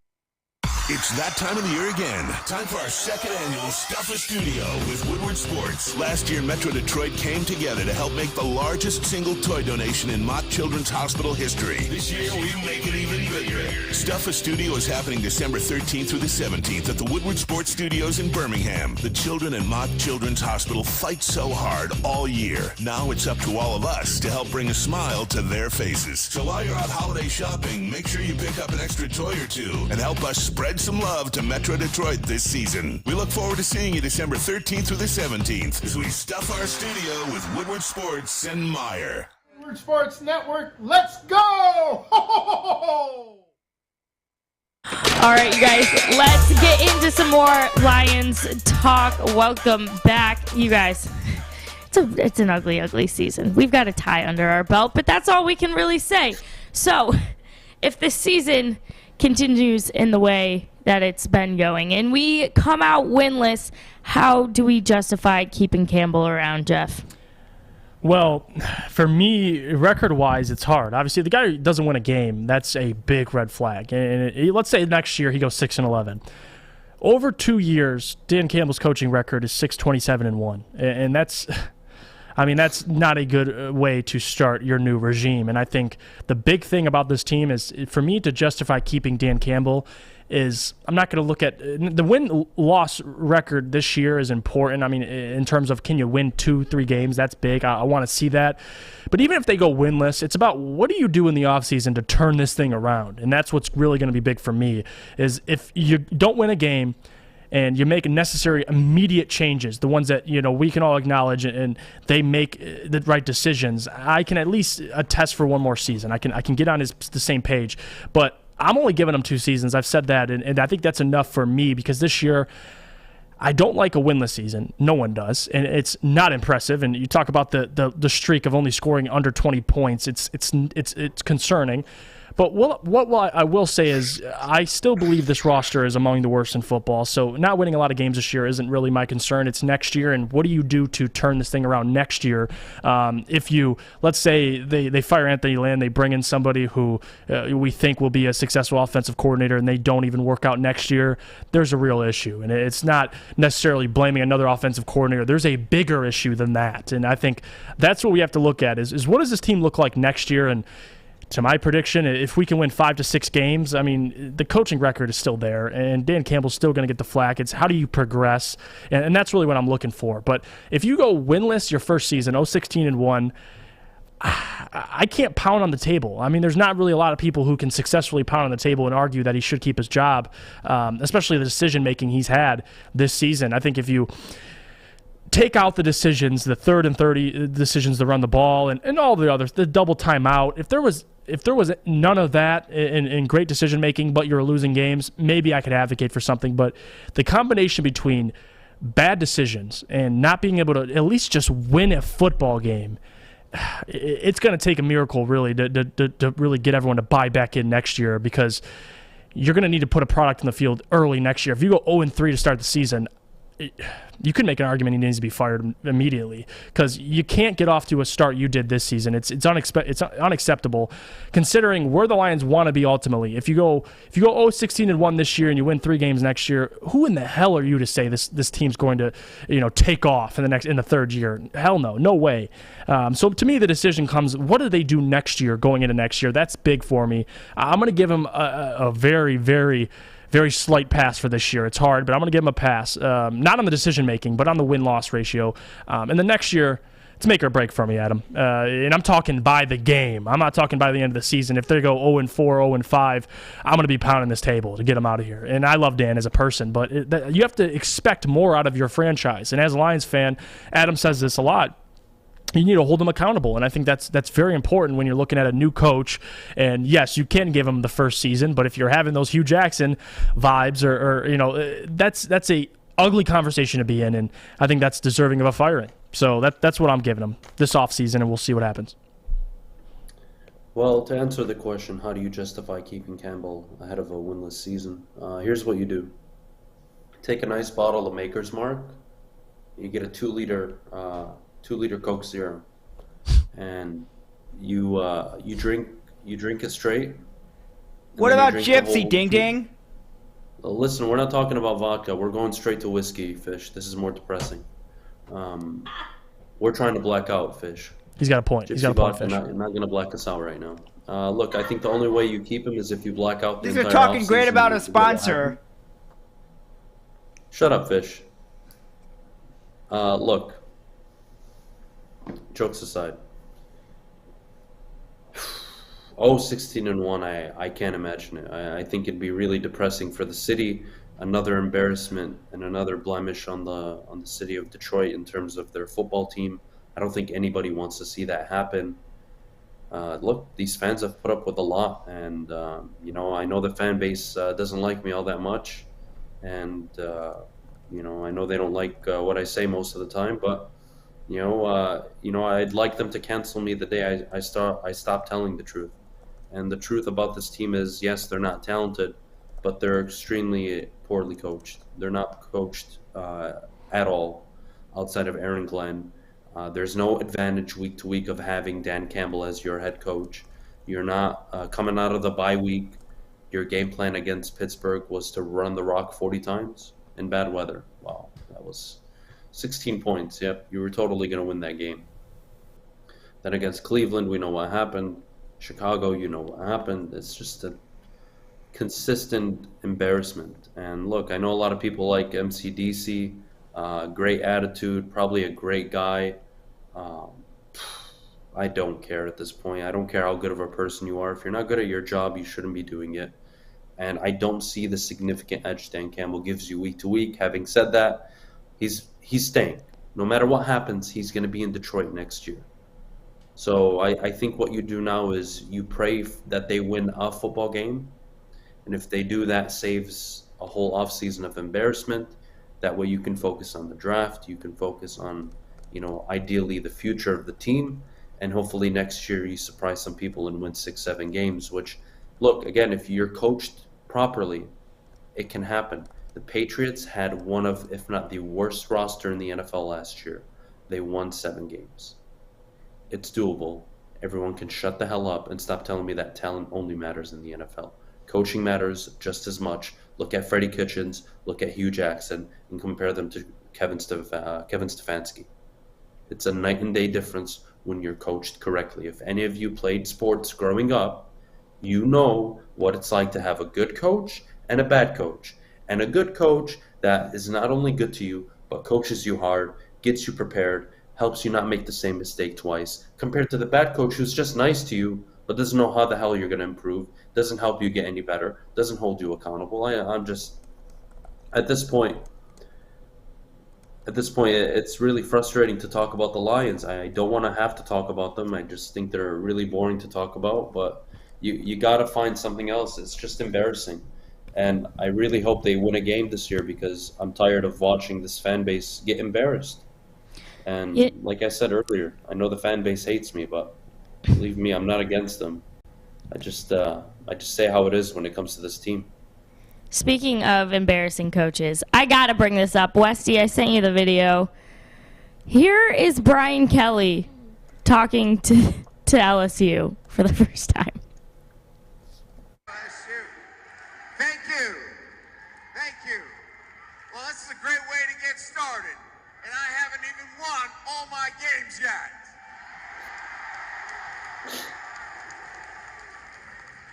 It's a great night to be a Tiger.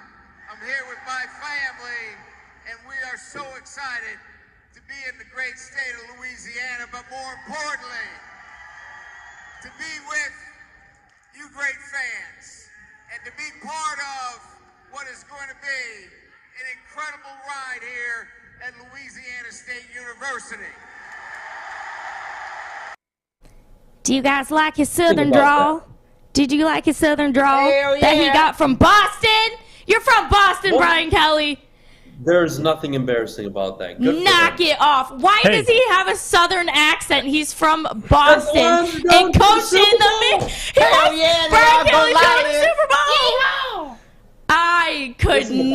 that. A southern accent, so can he.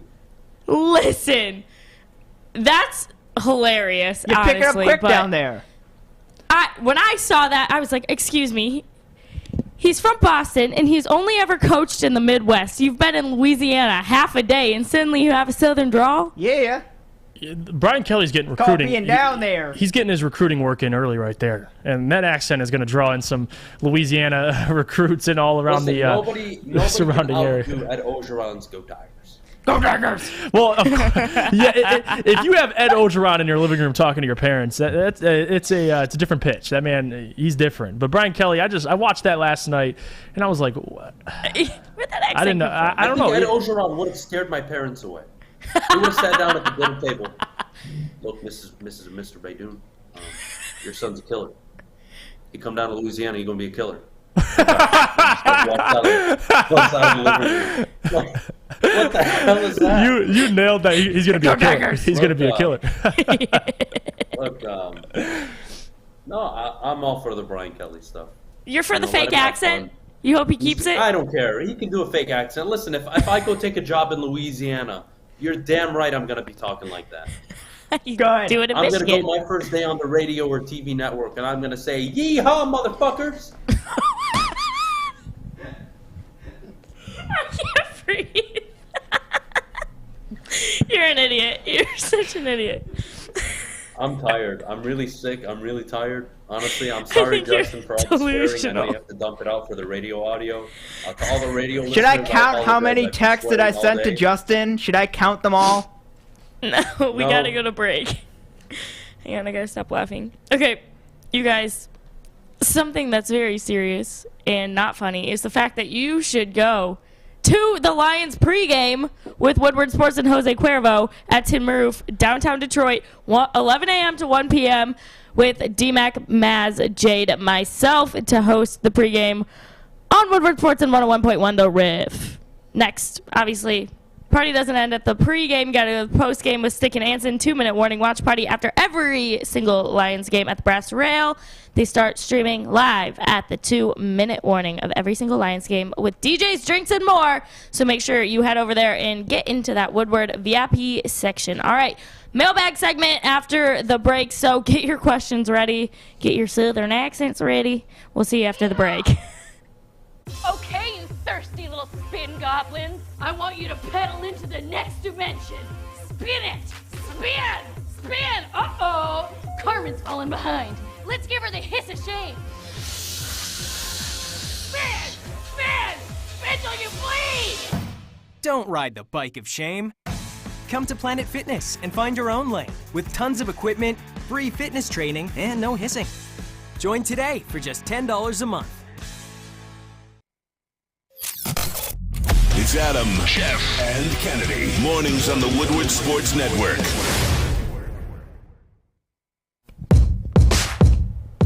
Welcome back, everybody, to the Morning Woodward Show for our final segment, our mailbag segment. Ask your questions now. You can ask them to Fish. You could ask them to myself, Alex Westfall, Adam, or Jeff. All the questions in the world. The moron says, how much does Adam owe you guys for the swear jar? Mail sack Like question. $8 billion? Yeah, at least. At this point, Adam, just write a check. Just write a check. Yeah. I think We'll take a that's- check. Well, I haven't been in the office all week because I've been sick and last week, so I owe a lot of money. Let's just put it that way. Jenna wants to know, if MCDC had a southern draw, would it help the Lions win? No, Doesn't he have a I Southern think draw? they would score less than 10 points a game because then nobody would know what the hell he's saying. Maybe actually they'd win more games because they wouldn't know what the hell he's saying. Oh, jeez. Oh, no, not the mail sack comments again. I love that Stick I don't started get it. that. Oh, That's I legendary. get it Mail sack. I yesterday. mean, it's sack. Lots of Yeah. sack talk. You guys stink. I'm All right, good for ask it. more questions. You guys are being horrible. I think the question about Adam, how much does he owe in the swear jar, is a perfect way to. Infinity. Yeah, that you can just keep asking that. So Adam, since Stafford is struggling, are you guys ready to blame Sean McVay just like you do Caldwell? Oh, we can have fun with this it's one. a good question. Yeah. So here's the difference, right? One, the Rams are 7-4, and they're primed for a playoff push. Secondly, Jim Caldwell isn't half the coach Sean McVay is, And I've already given Sean McVay a lot of flack all season. I think he's going away from what makes him great. I don't think the team is playing at a complete level right now. They showed up against Tampa Bay, but outside of that, they've really struggled against the better teams that they've played against, and a lot of that's on coaching.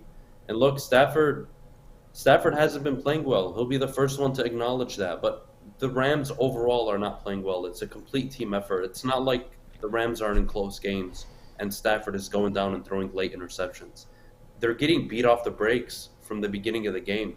So look, Stafford's not playing well. He needs to improve. Sean McVay is not coaching well. He needs to improve. But cut the Caldwell shit. Caldwell was not a good coach. He was average. He was a player's coach. And last I checked, his record was beyond pathetic against winning teams. So I don't even want to hear it. They're not even the same. I hate Can't the even Caldwell compare. slander. It's so funny. And I'm one of the people that bring up Matthew Stafford, 9-71 against winning teams. Mm-hmm.